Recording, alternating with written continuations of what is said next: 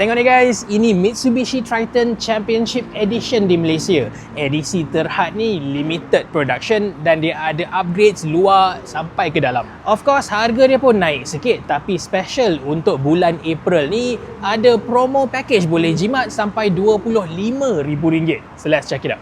Championship Edition ni dia buat untuk merayakan Mitsubishi Triton punya sukses at the AXCR 2025 ataupun Asia Cross Country Rally.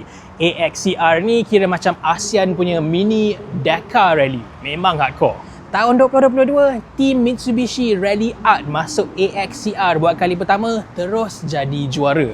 Dan tahun lepas, Mitsubishi Triton generasi baru ni menang lagi sekali. Ini lebih kurang samalah macam dulu Mitsubishi Lancer Evo juara WRC dan sekarang Mitsubishi Triton pula menang di AXCR. Tapi if anything, aku rasa the Triton's win at the AXCR ni lebih relevant to the car buyers sebab pickup truck yang menang tu is closer to the production version yang orang boleh beli. Dia buat macam ni sebagai bukti lah that Mitsubishi's long-running motorsport DNA is still alive and well, dan dia nak tunjukkan juga model Triton ni memang reliable dan tahan lasak.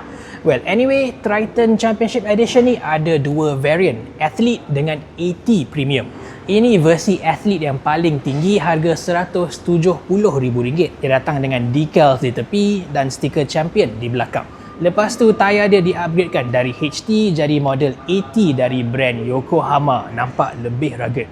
Lepas tu dekat dalam ni, skrin tengah dinaik taraf dari 7 inci jadi 9 inci, plus dari reverse camera sahaja jadi a full complete 360 parking cameras. Tapi boleh nampak lah ini player aftermarket dia, bukan ori Mitsubishi. Dan last sekali, headrest kerusi depan dia ada lencana AXCR Champion, boleh rasa lebih special sikit. And by the way, model ni limited edition dia, cuma ada 150 unit sahaja di Malaysia dan semua pun warna hitam macam ni. And of course, Mitsubishi pun faham harga diesel di Malaysia sekarang memang tengah mahal. So, dia offer special diesel support RM10,000 untuk bulan April ni. So, nanti nak isi minyak tak rasa sakit sangat lah sebab duit dah masuk. Yang ni pula Mitsubishi Triton Championship Edition versi AT Premium. Harga dia RM156,000 dan hanya ada 120 unit sahaja di Malaysia.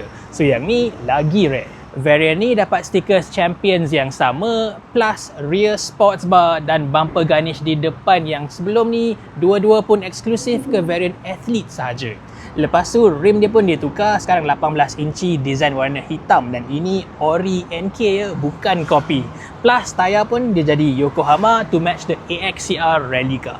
Body dia untuk versi AT Premium ni semua warna putih dan dekat dalam headrest dia ada emblem AXCR Champions juga. But the best part, untuk bulan April ni dia ada special savings offer bernilai RM25,000 kalau korang pilih Mitsubishi Triton Championship Edition AT Premium ni. Ini termasuklah free service selama 5 tahun, loan dengan 0% interest plus trade-in support lagi. Last sekali, kalau korang ambil Triton Championship Edition ni, tak kisahlah Athlete ataupun AT Premium, akan dapat a special key fob cover and a sticker set dengan logo Rally Art, NK dan Yokohama. So ini dia guys, Mitsubishi Triton Championship Edition di Malaysia. Best ke tak best? Tulis kat bawah.